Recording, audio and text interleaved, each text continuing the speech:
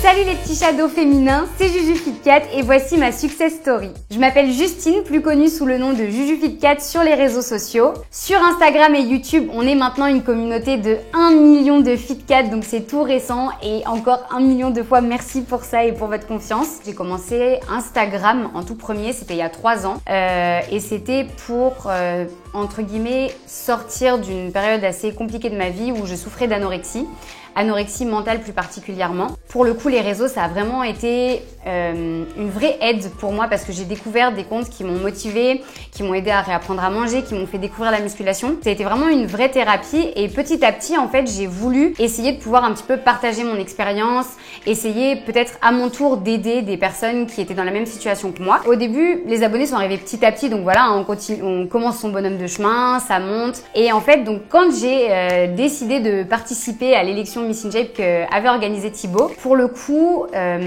ça a commencé à monter vraiment de façon assez rapide pendant la période de l'élection. Donc j'ai commencé comme ça à prendre 5 000, 10 000 abonnés. Et le jour où il est venu me faire la surprise, je me suis endormie, je devais avoir comme 23 000 abonnés. Je me suis réveillée le lendemain matin, on était 100 000. Et en fait, de passer de 15 000 personnes qui vous connaissent vraiment à 100 000 personnes qui arrivent un petit peu de partout, de plein d'univers différents, on se dit waouh! Ça fait beaucoup de gens d'un coup et est-ce que vraiment ils vont adhérer à la personne que je suis? Est-ce qu'ils vont adhérer à ma façon d'être, à ma façon de partager sur les réseaux? Donc c'est vrai qu'au début ça a été beaucoup d'appréhension et puis j'ai eu la chance d'être très bien entourée, que ce soit par ma famille, par mes amis, mes quelques amis proches et également par Thibaut qui a été un grand soutien parce que lui ça fait maintenant 5 ans qu'il est dans ce milieu-là. Du coup voilà, de l'appréhension au début puis après que du bonheur, que de la joie, que du partage donc c'est vraiment une aventure extraordinaire. Le concours Miss In Shape, faut savoir que ça a été vraiment sur un coup de tête. Pour pas vous mentir, je regardais pas très assidûment les vidéos de Thibaut, c'était une fois de temps en temps. Et en fait, quand j'ai vu voilà, son snap pour cette vidéo-là, je me suis dit allez, je vais tenter ma chance, ça peut être rigolo, je connais un petit peu son univers, j'ai quelques idées de blagues, je vais tester, on verra bien. Thibaut m'a envoyé un message pour me dire que j'apparaîtrais dans sa vidéo. Et à l'issue de la vidéo, du coup, c'était sa communauté qui votait. Et ensuite, au moment de la finale, ben voilà, c'est là que la communauté a décidé que je devienne Miss In Shape. J'ai pas du tout honte parce que c'est vrai que les gens souvent se disent oui, bah Justine, tu dois ton succès à Thibaut. Les gens pensent que c'est une honte, mais pas du tout parce que moi, je pars du principe que je faisais, voilà, je créais mon contenu, je mettais en avant ce que je faisais dans la vie de tous les jours et Thibaut a décidé d'avoir confiance en moi, de faire confiance en mon travail. Bah, j'en suis fière en fait de me dire que Thibaut en tant que gros youtubeur du fitness français m'a fait confiance. Bah, c'est une fierté, j'en suis très heureuse et après c'est pas parce que quelqu'un nous fait confiance et que quelqu'un nous met en avant qu'il faut pas continuer à travailler derrière. En fait, la communauté qui arrive, c'est pas notre communauté directement, elle provient de quelqu'un d'autre et il faut réussir à faire en sorte que cette communauté adhère à notre concept. J'ai commencé la musculation, donc maintenant ça fait 3 ans et demi bientôt. J'ai commencé donc pour des raisons purement de santé, tout simplement parce que donc, je souffrais d'anorexie, plus particulièrement anorexie mentale. Depuis 2 ans, donc en gros je mangeais rien pour la faire courte, je mangeais des feuilles de salade, je passais mon temps à courir des marathons par semaine en me disant que c'était comme ça que j'allais être en bonne santé. Mon médecin a un peu tiré la sonnette d'alarme. Je suis partie vivre au Canada à cette période et c'est là-bas en fait que d'un coup j'ai eu un déclic et j'ai eu envie de me reprendre en main, de réapprendre à manger, à me faire plaisir et en fait la musculation m'a beaucoup aidée parce que c'est un sport où justement on fait très attention à ça, on est très soucieux de son alimentation. Alors YouTube du coup c'est venu donc à la suite des vidéos avec Thibaut. Quand j'ai commencé à tourner un petit peu dans ses vidéos à lui, je me suis sentie super à l'aise à la caméra. Et j'avais déjà eu l'idée un petit peu avant, seulement j'étais en études et j'avais des études qui étaient très prenantes. En fait, j'étais en études de biologie santé. Les gens aussi, dans les commentaires des vidéos de Thibaut, réclamaient de me voir sur une chaîne YouTube. Bah Juju, quand est-ce que tu fais ta chaîne, etc.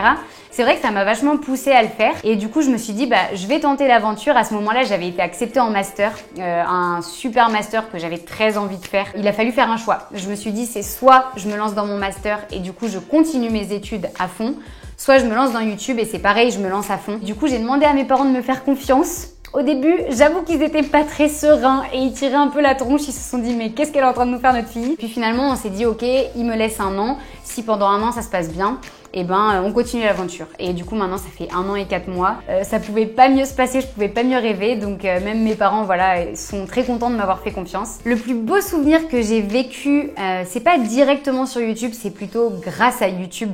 C'est d'aller à la rencontre de toutes les personnes qui me suivent. On n'a pas toujours la chance de mesurer en fait en réel ce qu'on peut procurer dans la vie des gens, ce qu'on peut leur apporter. Pouvoir en fait voir les gens vrais, des gens qui arrivent et qui vous font des câlins, qui vous font des bisous, qui pleurent dans vos bras, mais en fait c'est juste extraordinaire, c'est des émotions. Pour moi c'est vraiment les meilleurs moments. Ce qui est le plus difficile sur YouTube, en fait c'est parfois de réussir à faire la distinction entre tout ce qu'on partage sur les réseaux et notre vie privée. Forcément, on a envie de vous partager plein de choses, mais on a aussi envie de garder des moments pour nous et c'est pas toujours évident, mine de rien, de trouver la limite en fait entre ce qu'on peut montrer et ce qu'on veut vivre un peu pour soi, parce que finalement tout pourrait être sujet à vidéo, on pourrait tout filmer, on pourrait tout partager. Nous on aime vous partager un petit peu plus de nous tous les jours, vous faire un petit peu plus découvrir nos univers et se confier un petit peu à vous, mais mine de rien il faut aussi qu'on arrive à garder cette part de vie privée parce que ça reste un métier. J'ai vraiment la chance, je pense, d'avoir une communauté qui, je dirais à 99% est une communauté absolument extraordinaire, très bienveillante. Après, pour autant, oui, comme tout le monde, comme je le dis, on peut pas plaire à tout le monde forcément. Donc j'ai déjà essuyé des critiques négatives. Au début, ça a été difficile. Quand je faisais des photos en double biceps comme ça et que j'avais une grosse boule là, j'avais reçu quelques commentaires du style bien cliché, mais tu ressembles à un homme, machin.